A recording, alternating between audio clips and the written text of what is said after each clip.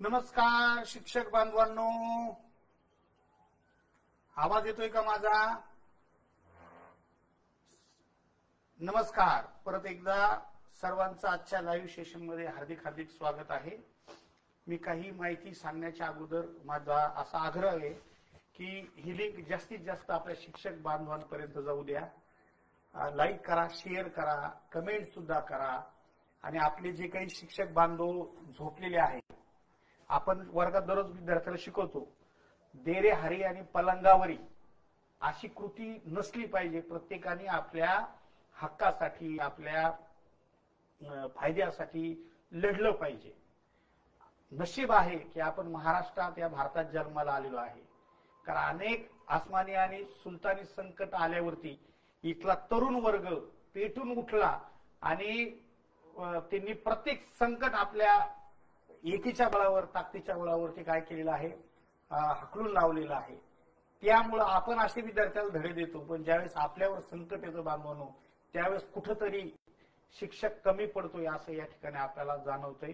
म्हणून मला आवर्जून तुम्हाला सांगायचंय, जे कोणी लाईव्ह आलेले आहे, जे कोणी हा व्हिडिओ बघताय, तर कमीत कमी आपल्या मित्र परिवार, आपल्या स्टाफच्या शाळेच्या ग्रुपवर याची लिंक तुम्ही टाकावी की ते झोपलेले शिक्षक काय व्हावे, जागृत व्हावे. तर सगळ्यात पहिला प्रश्न बांधवांनो, की आज आपलं या युती महासरकारचं पहिलं आर्थिक अधिवेशन हे सुरू झालेलं आहे. आणि अधिवेशनामध्ये बांधवांनो प्रत्येक विभागाला त्यांनी भरभरून काय दिलेले आहे, निधी दिलेला आहे. आणि मागच्या सरकारमध्ये शेवटी जेवढे काही GR काढले बांधवनो, त्या प्रत्येक GRला बांधवनो काय मिळालेला आहे, निधी मिळालेला आहे. त्यापैकी फक्त आपलाच असा शिक्षकांच्या टप्पावाढीचा जो काही GR आहे, याला या अधिवेशनामध्ये म्हणजे आज पुरवणी मागण्यामध्ये कुठेही बांधवांनो कसलाही निधी मिळालेला नाही. मी गेल्या 8 दिवसापासून सोशल मीडियावरती, वेगवेगळ्या ग्रुपवरती बांधवांनो सांगतोय की अजितदादा पवार म्हणजेच आपले अर्थमंत्री हे म्हणावेशे आपल्या प्रश्नाशी नेहमीच काय नसतात, इच्छुक नसतात.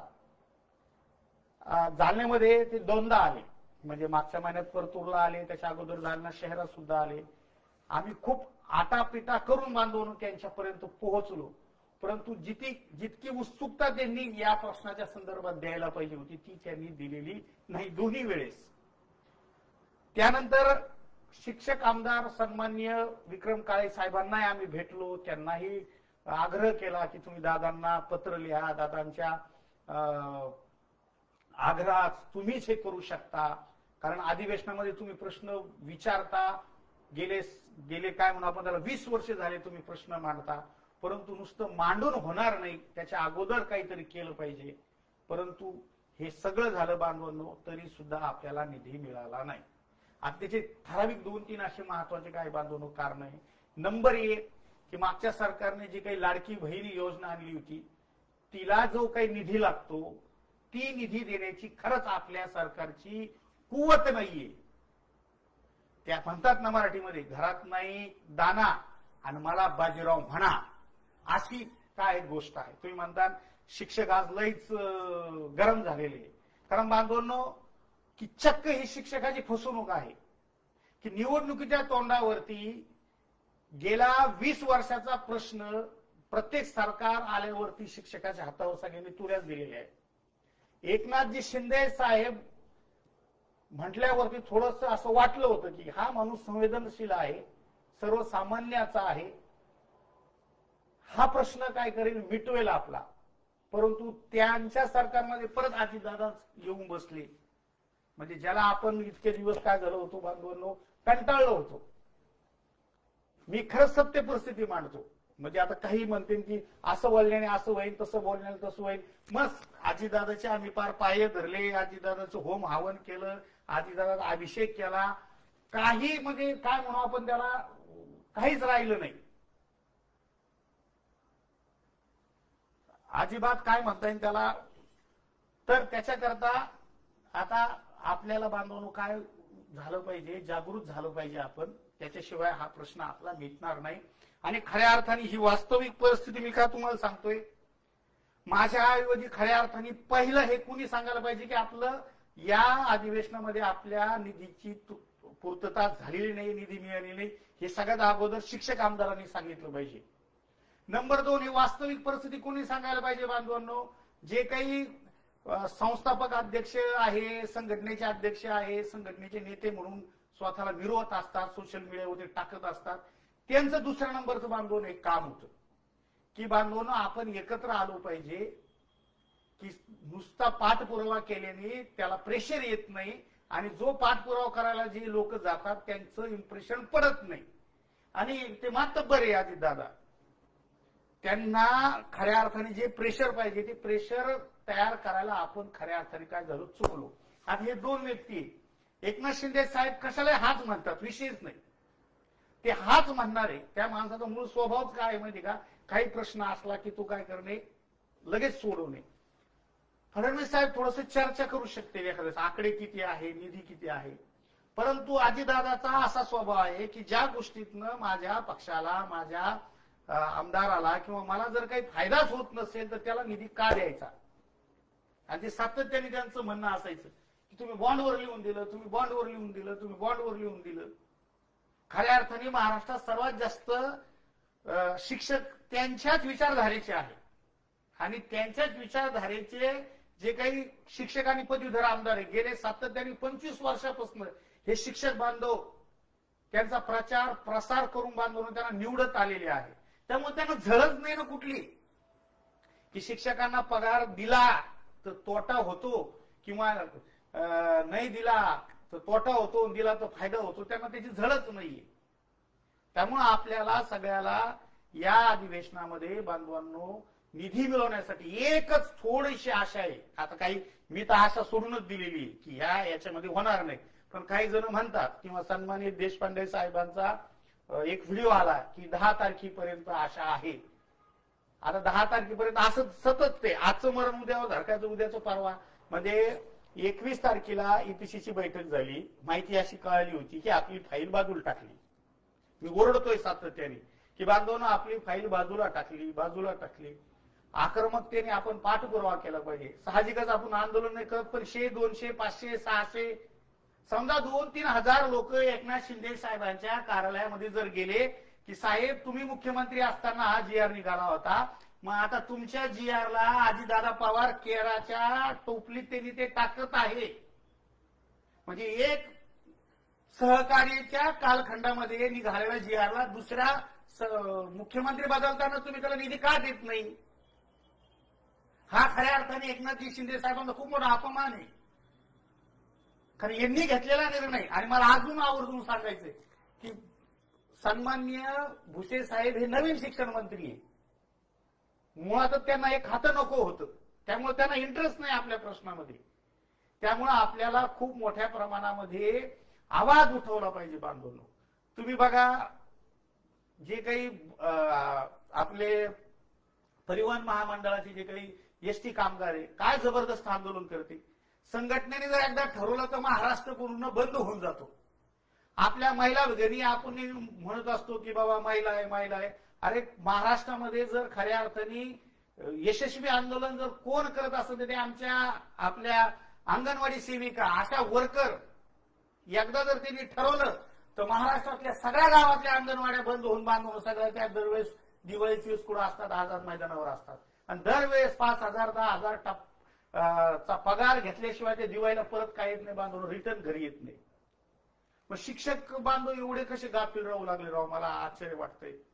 त्यामुळे मला आवर्जून तुम्हाला सांगायचंय, खास करून तुम्ही सगळ्यात पहिले, तुम्हाला जे ऐकते त्यांनी सगळ्यात पहिले जे काही बांधवून आपले संघटनेचे अध्यक्ष यांना गदा हलवा की तुम्ही इतके कसे गाफील राहू शकता प्रश्नासाठी.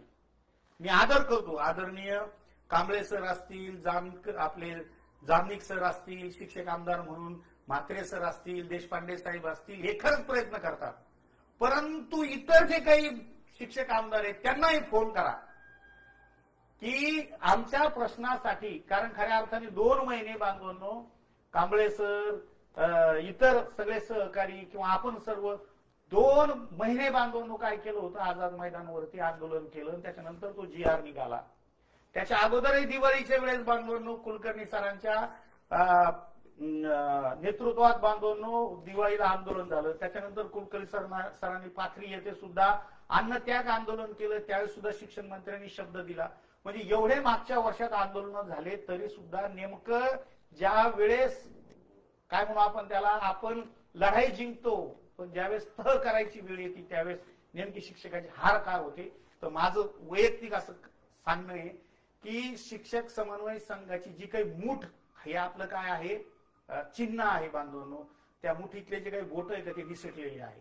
हे सगळे जे काही संघटनेचे अध्यक्ष आहे हे एकामेकाच्या वाढदिवसालाच फक्त काय करतात म्हणजे एकामेकाला गोड बोलतात. मला पूर्ण खात्री यांचं कुणाचंच कोणाशी काही जमत नाही. सगळ्यात पहिले तुम्ही सगळ्या अध्यक्षांना मला सांगायचंय की आपसातले जे काही वाद असतील, जे काही व्यवहार असतील बांधवांनो, ते तुम्ही तुमच्या घरापुरते तुमच्या वैयक्तिक ठेवा. त्या व्यवहारामुळं आणि त्या सगळ्या वादामुळं काय झालं माहिती का, सगळ्या समन्वय संघाचा सत्यानाश व्हायला लागलेला आहे. त्यामुळं मला आवर्जून हात जोडून विनंती करायची, हे आपसातले वाद विसरून सगळ्यांनी प्रश्नासाठी एकत्र या. हे जर समन्वय संघाचे जे काही मुख्य सगळे मावळे एकत्र आले तर मी तुम्हाला सांगतो की महाराष्ट्रातला कुठलाही प्रश्न सोडवण्याची धमक ह्या सगळ्या समन्वयकामध्ये. कुठला एक व्यक्ती श्रेष्ठ नसतो, प्रत्येकात काही काही वेगळंपण आहे. कांबळे सर मध्ये वेगळे, केपी सर मध्ये वेगळे, ज्ञानेश चव्हाण सर मध्ये वेगळे, कुलकर्णी सर मध्ये वेगळे, आपले जामनिक सर मध्ये वेगळे आहे, आमच्या जाण्याचे शेरे सर मध्ये वेगळे, खंडे सर मध्ये वेगळे. प्रत्येकात काहीतरी वेगळा गुण आहे. हे सगळे लोक जर एकत्र एका व्यासपीठावर जर आले तर बांधवांनो खरंच खूप मोठी क्रांती होती आणि ही आता एकत्र येण्याची गरज आहे. देशपांडे साहेब जर म्हणत असतील की 10 तारखेला एक आशा आहे, तर मला आवर्जून सांगायचंय बांधवांनो की महाराष्ट्रातल्या सगळ्या शिक्षकांनी जर ह्या तिघाही व्यक्तींच्या कार्यालयापुढे जर 2-2, 3-3 हजार शिक्षक येऊन जर यांचं जे काही संपर्क कार्यालय गज भरत नाही बांधवांनो, तोपर्यंत या प्रश्नाकडे बांधवांनो कोणीही सहज हे करतं. आता तुम्ही आम्ही काय करणार आहे, म्हात्रे सरला फोन करणार आहे किंवा दुसऱ्या आमदाराला फोन करणार आहे, साहेब आम्हाला साहेबांशी भेटायचंय, आमचा प्रश्न मिटवला पाहिजे. ते बिचारे म्हणजे त्यांचे 2-3 कामं असते, त्या 2-3 कामात आपलं एक काम, मग आधी त्यांचं काहीतरी काम असतं त्याच्यावर सह्या क्रिया होत्या, मग ते लटकच म्हणते साहेब ते शिक्षकाच्या अनुदानाचा प्रश्न आपल्याच काळात झाला होता, ते होणं खूप गरजेचं आहे. मग ते हो काय होणार नाही, करो, मी सांगतो, बोलतो त्यांना. मग आता तसं बोलल्यानंतर बांधवनो असं 4-5 वेळा झालं तसं, तेच करतो, होईल, मी सांगतो. या प्रश्नासाठी बांधवांनो तिघही एकत्र, त्यांच्या खात्याचे सर्व सचिव एकत्र येऊन बैठक बांधवांनो ती काय झाली पाहिजे, शासकीय बैठक बसल्याशिवाय हा प्रश्न सुटणार नाही, तो शक्यच नाही. कारण थोडी तिरकी नाही, 1,00,000 कोटीची काय बांधवांनो कमतरता आहे, तूट आहे आपल्या आर्थिक अधिवेशनात, ती भरून काढायची. निवडणुकीत भरमसाठ काय दिल्या घोषणा केलेल्या आहे, पण आता सत्तेत आल्यानंतर बांधवांनो चांगल्या चांगल्या योजना काय झालेल्या बंद पडलेल्या आहेत. त्यामुळे असं त्यांना वाटतं की दर वर्षाला जे काही 800 कोटी रुपये किंवा आपण आपलं चाललं दररोजचा 1,000 कोटी रुपये एवढा निधी द्यायचा म्हणल्यानंतर मग त्यांना वाटतं की आपल्याला काय फायदा त्याचा. कारण मी पूर्ण खात्री सांगतो, माणूस आहे दिलदार, परंतु त्या मतदारसंघात देतील ते एखादा आमदार जर त्यांना लयच आवडा तर 2-3 हजार कोटी रुपये देऊ शकते. ते तितक्या ताकदीचा माणूस नाही आपल्याकडे की त्यांचं मन वळवणारा. आणि मी सांगतो बांधवांनो की खऱ्या अर्थाने आपल्यापैकी किती शिक्षक गेले बरे यांच्याकडे भेटायला आधी दादा, ह्या दोघांचा प्रश्नच नाहीये. हे द्या म्हणणाऱ्यांनी दिलेलं आहे आधी, हे थोडे विचार करतील, पण हे खतरनाक आहे. यांच्याकडे किती जण गेले, किती शिक्षक आमदार गेले की आधी दादा हे झालं पाहिजे, पण एक आमदार जाऊन जमणार आहे का? दरवेळेस तेच म्हात्रे सर जाणार, देशपांडे साहेब जाणार का? हे बाकीचे आमदार कधी जाणार आहे, कधी तुम्ही त्यांना फोन करणार आहे? त्यांना धाऱ्यावर असं त्यांच्या घरी जाऊन बसा ना, एवढे फोन करा, ते परेशान झाले पाहिजे की आता मास्टर लोक जागे झालेले. अरे सोशल मीडियाची ताकद आहे राव. तुम्हाला सांगतो ते कराळे सर, कांगणे सर अख्खा महाराष्ट्र पेटीला त्यांनी. एमपीसी हे स्वायत्त संस्था असताना त्याचं वेळापत्रक ते बदलू शकते सोशल मीडियाच्या माध्यमातून. तुम्हाला आम्हाला आपला हक्काचा पगार नाही बदलित आहे ना. दुसरी एक अत्यंत गोष्ट मला तुम्हाला सांगायची, ती म्हणजे अधिवेशनामध्ये ह्या उद्याची उद्या आज किंवा आतापासूनच तुम्ही जे फोन सुरू करा, उद्याच अधिवेशनामध्ये आपलं बांधवनो जे सत्तेतले आमदार आहेत त्यांनीही आवर्जून टाळं फोडला पाहिजे की आपण सत्तेत असताना आपल्या कारकिर्दीमध्ये जी आर निघून जर बांधवनो त्या निधीची पूर्तता जर होत नसेल तर बांधवनो हा खऱ्या अर्थाने शिक्षकावर खूप मोठा काय अन्याय आहे. मला तर इतका राग आलेला आहे पण मी थोडा संयम ठेवलेला आहे. ही खूप लाचारवाणी झालेली आहे बांधवनो. संस्था चालकांना सुद्धा मला हात जोडून विनंती करायची, 20-20 वर्ष तुमच्या शाळेत एक कर्मचारी तुमच्यावर आशा ठेवून सरकारवर आशा ठेवून काय करतोय ते दिन रात्र बांधून तुमची ती संस्था तुमची शाळा ती मोठी करण्यासाठी ती जीवाचं रान करताय. संस्था चालकांनी सुद्धा जर ठरवलं तर हा प्रश्न चुटकीच मिटू शकतो. आता आमचे आदरणीय संस्था चालक माजी मंत्री राजेश भाई टोपे साहेब सातत्याने प्रयत्न करतात, पण त्यांच्याबरोबर जर आणखीन 5-50 जर आमदार काय म्हणून आपण त्याला संस्था चालक आले तर आणखीन इम्प्रेशन पडतं ना. आम्हाला सुद्धा लाज वाटते दरवेळेस आम्ही त्यांच्याकडे जातो. ते सुद्धा आमदार असताना सातत्याने बांधून आपल्या प्रश्नासाठी झटत होते. तसं प्रत्येक तुम्ही सुद्धा शिक्षकांनी आपापल्या संस्था चालकाकडे जा की साहेब तुमची सुद्धा ही आम्हाला पगार द्यायची काय आहे जबाबदारी आहे, तुम्ही सुद्धा पाठपुरावा करा, त्याशिवाय होणार नाही. मी 3च कामं तुम्हाला सांगितले बांधवांनो. एक की 10 तारखेची आशा आहे, त्या 10 तारखेच्या आशेसाठी बांधवांनो आपल्याला काय करायचंय की हे सगळे शिक्षक आमदार जागृत करायचे. नंबर 2 हे सगळे संघटनेचे अध्यक्ष जागृत करायचे. तुमचे वैयक्तिक भांडणं ते घरात ठेवा. प्रश्नासाठी एकत्र आलतो तू येऊ द्या, कोण कसा आहे का आहे, पण प्रत्येकात चांगलं गुण असतो काहीतरी, त्या गुणाचा वापर करूया. आपल्या शरीराचा भाग एखादा जर विकलांग झाला किंवा एखादा खराब झाला आपण लगेच तो तोडून टाकत नाही बांधवांनो. तर तशीच गोष्ट माना, प्रत्येकात काहीतरी चांगले वाईट गुण असतात. त्यामुळे मला तुम्हाला आवर्जून परत एकदा सांगायचं की याशिवाय पर्याय नाहीये. वास्तव हेच खरं आहे की आज आपल्याला निधी नाही, फक्त 10 तारखेच्या आधी जर का 4-5 हजार लोक जर तिथं ह्या 2-4 दिवसात जाऊन बसले, त्याच्यासाठी एक झूम मिटिंग घ्यायला हवा सगळ्या आपल्या अध्यक्षांना आणि पुढचं पाऊल आक्रमक काय घ्यायचंय. मग परीक्षेत बहिष्कार टाकणे असेल किंवा परीक्षेचे पेपर न तपासणे असं नाही तर 12वीचा पेपरच न घेणे, कारण तोपर्यंत याचं लक्ष काही आपल्याकडे लागणार नाही. मी आधी दादाला खूप जवळून ओळखतो. जुन्या आमच्या पक्षाचे ते नेते होते, ते कोणालाच गिनीत नाही. महाराष्ट्रात जोपर्यंत हाकार होत नाही मोठा आणि त्यांचेच आमदार म्हणत नाही की आम्हाला सगळ्या शिक्षकांनी सळो की पळो करून सोडले, आता दादा यांचा हक्काचा पगार दिल्याशिवाय काही काय नाही, गत्यंतरच नाही. कारण आपण ना शिक्षक आमदाराला फोन करतो ना स्थानिक आमदाराला फोन करतो. खरं इमानदारीने सांगा, आम्ही कमीत कमी आमचे जे विद्यमान नवीन आमदार आहे अर्जुन खोतकर साहेब यांच्याकडे 4 ते 5 चक्र मारले आम्ही आतापर्यंत. किती शिक्षक गेले तुमच्या स्थानिक आमदाराकडे?